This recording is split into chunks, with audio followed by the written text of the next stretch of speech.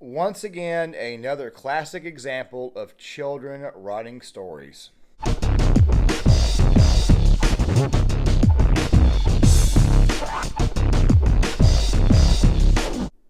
This one right here is going to be a bit of a rant. We're going to talk about the Punisher and how basically they just gave this character an extremely bad send off. We're also going to be talking about film at large, especially when it comes to Marvel and DC or the DCE universe, and why it is that we could be looking at reboots and remakes here in the near future. And I'm also going to be giving you guys my personal thoughts on another work that I thought, looking in hindsight, was a little bit overrated. So make sure you guys stick around for the full video, and let's go ahead and dive into this. Gang, I'm going to take this opportunity to not only talk about what they have just done to the Punisher, but I'm also going to be taking this opportunity to talk about comics and film at large, especially considering Marvel and DCEU. Now, we're going to be talking about the Punisher first. It's going to be the main bulk of this video because even though this is not a comic channel, I did tell you guys I was going to be leaning a lot more into pop culture because obviously pop culture is where a lot of these very bad ideas come from in our movies, films, TV shows, video games, all that type of stuff. However, there are a few comic book characters that I really and truly hold near and dear to my heart. My favorite is Batman. Always has been, always will be. However, my secondary character that I typically tend to always have quite the affinity for has always been the Punisher. Yes, I am that guy who likes the darker side of comics. I am that guy who likes the darker characters, the darker stories. That's just who the hell I am. As a matter of fact, I personally believe at some point in time, the United States of America, at least as far as its big cities is concerned, is eventually going to look like Gotham in No Man's Land. We may do a video on that at a later date. You know, my brain has a lot of things going right through it. However, we got to talk about this. So, for a while now, the Punisher has been a character that Marvel, for some odd reason, has not exactly known what to do with, or known what to do with the character. So what they've decided to do, basically, was take the skull off, take his guns away, basically giving him swords. I mean, you would probably say that on the surface, well, maybe they're trying to change the way he does things because he normally kills people with a gun, or he beats them, all that type of good stuff, and let's just give him swords. That way he's a little bit more honorable. However, if you pay attention to the comics itself, you're not really seeing much of a difference, except the writing, of course, is just completely lame. Which I've read a few bits here and there, and of course I see this one here. Now don't worry, we'll get to what exactly happened here recently. But changing the skull, putting some type of demon-looking thing up there, just not exactly what we call Frank Castle. Just something that we're not used to. Now you may be thinking to yourself, this right here is just a completely different take on the Punisher, a much, much newer take, a different direction. Yeah, and then of course I got a hold of this story, of which, by the way, I'm about to tell you about right here in a second. But before we go any further, I need to go ahead and let you guys know exactly how tomorrow is going to go. I'm going to be a little bit busy. This video is going to be coming out, and we're probably going to have another video out on kind of a follow-up to that whole Little Mermaid fiasco. And then there's going to be a video on Short Timer Prepping, about to be renamed Gear Issue 33, which was the original name. Don't worry, I'll leave a link in the description box. I've got a video on the red flag laws, or of course the continuation of the gun series. I just now finally got to part 3. It will be released on my backup channel, Gear Issue 33, Short Timer Prepping. I'll be releasing that tomorrow. With that right there being said, let's get back on topic. Essentially what they're doing is just straight up eliminating him. I mean, the Punisher, for the most part, it seems to me, just may have just got straight up canceled. It's a very, very weird way of actually doing it. But they're kind of showing you that they really and truly never cared about this character, even though this character is one of the more popular characters in Marvel Comics. One of the darker characters, one of the characters that many people can relate to. I mean, maybe, I don't know, maybe they just don't want right-leaning readers, right-leaning comic goers. Maybe they just don't want them to have a hero or have anybody, I don't know. I mean, it just seems to me like everybody's getting a bit of a remake as far as the character is concerned, and I'm pretty sure that they're all going to be horrible. We're going to be talking about remakes here in a second, but let me go ahead and say right now, I hope and pray that they don't remake the character into something much, much worse. But then again, though, it's very, very possible that it could happen. Now, many people have suggested that they don't like the Punisher because the Punisher is kind of like a gun glorifying character, which should also tell you about the writers themselves. Some have actually suggested that. From what I have seen, it looks to me like multiple variables, but we're just going to kind of stick to the ones that we know of. So these tweets popped up, and I got a hold of this article, and while I was reading it, I was sitting there looking at this, and I was like, okay, so you mean to tell me that you've given the Punisher powers, you've done all this type of stuff to him? And really quick, who is Frank Castle? Who is Frank Castle? Who is the Punisher? Let's think about it for a second. Different versions of the story have been written. My personal favorite one is the one where he came home, joined the FBI. Of course, this is not the original one to my knowledge. I think the original one is him being basically a Marine who was a Vietnam veteran who came back home and, of course, worked, he did his due diligence. Of course, you've also got the film adaptations. And, of course, this family was killed. Family was completely slaughtered. Slaughtered by the Saints. There's also been other versions, of course, but the one that always sticks out in my mind is that one. Of course, you've got the films. I mentioned them very briefly, but we'll talk more about that right there at the very end because we got to talk about the overall state of superhero films at large. So what happens? Punisher eventually goes away, comes back, figures he was going to punish the people who murdered his family. He also goes on a spree to take out drug dealers, porn dealers, child molesters, killers, just extremely nasty, bad people. Ultimate revenge fantasy. Maybe that there's another reason why it is that the SJW left doesn't like him. However, I think this story right here just screams classical, I don't want to say it here on YouTube because obviously YouTube has this thing with ad sustainability where they love to kind of like limit your ads. They did it to a video I released earlier.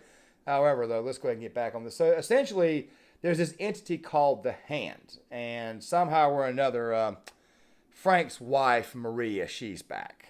And, of course, I'm showing you guys these little bits right here from the comic itself. And if you guys can actually read that, I'll try to zoom in the best I can in the editing process to make it easy for you guys to read if you guys want to. But basically, the whole skinny of this entire ordeal is essentially that Frank's been living a life that, quite frankly, is really over nothing. Let me explain. So essentially, she goes up to him and tells him that day in the park when she was going to be, the day that which her and the kids were killed, she was actually going there to divorce him. Okay. Pretty dark already, right? Actually darker than the real truth if you actually think about it, because here's the deal. You see, ain't nothing in the world worse than maybe, I don't like, losing your job or something like that, coming home and finding that out that your wife has left and maybe she's taken the kids. It's the good old-fashioned sad-eyed story. It's always pretty well dark. However, it normally leads to some form of redemption for the male or the hero of the story. A great example of this would be the Disney film Invincible. Of course, that is based on a true story of Vince Papale. I don't know exactly how true it is, but yeah, he gets laid off from his job as a substitute school teacher, and he comes home to find out that his wife has left him, and of course he's got to work extra shifts at the bar before he eventually decides to try out for the Philadelphia Eagles. But here's the deal, though. In that case, he eventually triumphs. Here, of course, Frank is being completely banished. I'll explain here in a second. So, basically what happens is that she tells him that all this mindless killing, all this mindless slaughter in her mind is basically for nothing because she was going to, quite frankly, divorce him. She was going to be through with him. She was going to be the end of him. And, of course, eventually they decide to banish him to this nether world, this nether realm where he protects kids and stuff. Now, you're probably thinking to yourself, somebody out there is thinking, well, maybe this right here wasn't such a bad way for the Punisher to go. But, of course, you see the tweet, and you see the sales are down, you see all this stuff here, and you got to ask yourself a question. Was this right here just a good old-fashioned venture at trying to reinvent a character, and then all of a sudden the character, they couldn't sell any comics. People weren't exactly doing well with the comic itself. They weren't exactly buying it. Maybe it's possible that what really happened here was they figured it would just be best to just completely de-man this character here, bring his wife back in a separate storyline, have her basically just banish him to the nether regions, all that type of stuff there, tell him that his life was a great big giant waste. I don't know about you guys, but I'm not trying to advocate or anything like that, but it's part of the Punisher's appeal was taking out bad guys. Makes you kind of wonder why it is that they did this. Me personally, I'm just going to go ahead and chalk it up to horrible writing. It seems to me like they just couldn't give the guy a proper send-off. I mean, I would have much rather you just killed the character off rather than just banish him to some nether region and just reduce him the way you did over the course of the story. It's just more and more proof that these people don't know how to write stories. The main reason why they don't know how to write these stories is because they, quite frankly, hate the characters themselves. Which brings me to my next topic. Some of these young writers felt that it was a good idea to make Robin Tim Drake. They decided to make him bi, Superboy, suddenly gay, all that type of stuff there. You got to watch your language here because obviously people were being censored. That may be the topic of video number 3 because some very interesting information came down here recently. As you guys know, I was out the entire weekend, so I didn't really keep up with the news. But that doesn't mean that on the way home I didn't read a few things that, quite frankly, I wanted to discuss. The Stephen A. Smith thing, obviously the video of the day, that was the first thing I wanted to talk about. And that right there, of course, was the main video on Monday, much, much larger piece.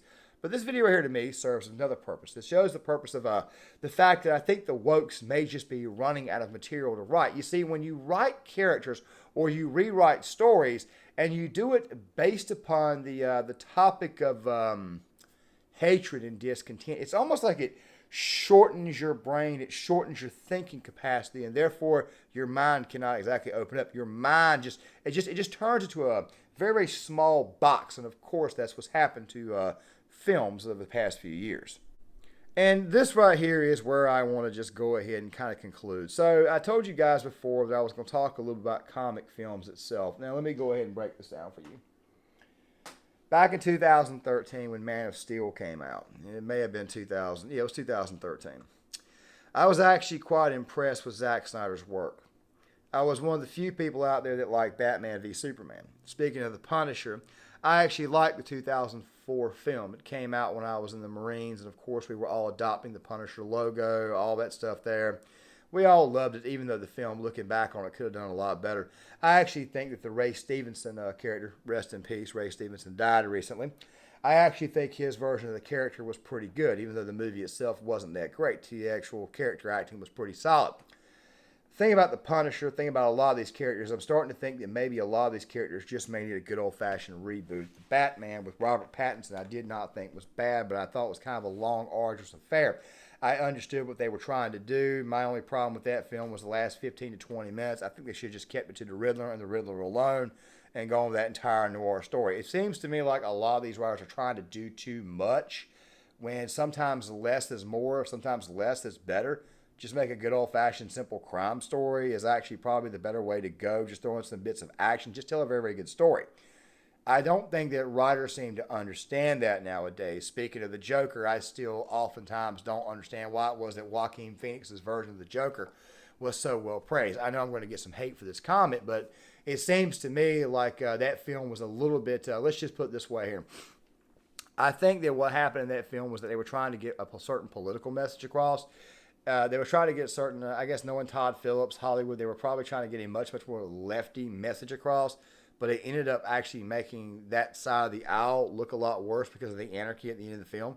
I also didn't like how it was that the time jump, the time gap between Bruce Wayne, especially during that period of time, and the Joker and stuff. I didn't like the way that lined up. It seems to me like everything when it comes out looks good the first time you watch it. It's one of the reasons why I think you should probably watch it a second time so that way you can get a better understanding. It's kind of like what happened, like I said, just using the Joker as an example. I liked it the first time I watched it, but the second time I watched it, which was shortly after I got home from the theater, because, check it out, well, it was about 6 weeks total. I actually watched it with family out of state instead of Texas when it first came out. So sometime before it came out of the theater, I got home about 4 weeks later. It was already on Amazon Prime for purchase, $9.99. I actually bought a copy of it, watched it, and I was like, you know what? This is not as good as I remember it being. It just seems to me like these writers don't know how to make films that are actually epic and have some form of staying power to them.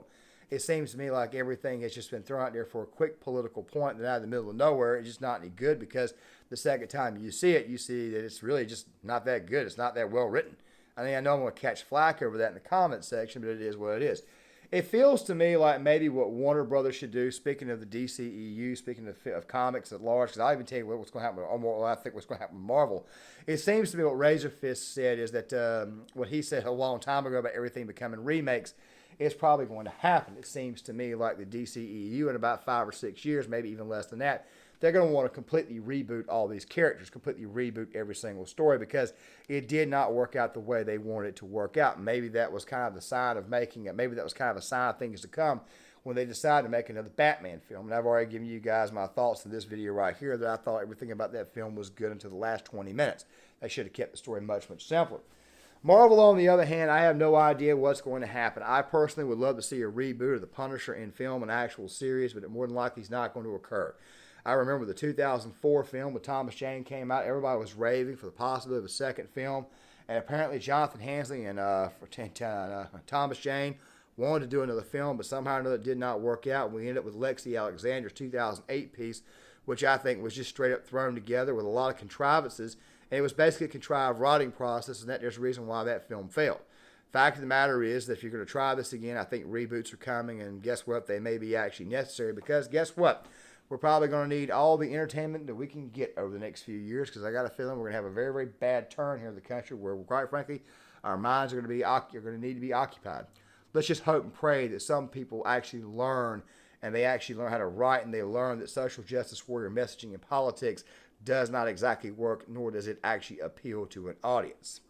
Guys, John Claymore here. I know this video right here was somewhat of a rant, but I just figured I'd go ahead and throw this one out here. If you guys like this content, please hit the like button, subscribe. If I've earned your subscription, please subscribe, hit that notifications bell, share the video, leave a comment in the comment section. I would love to get you guys' thoughts, and I'll see you guys later.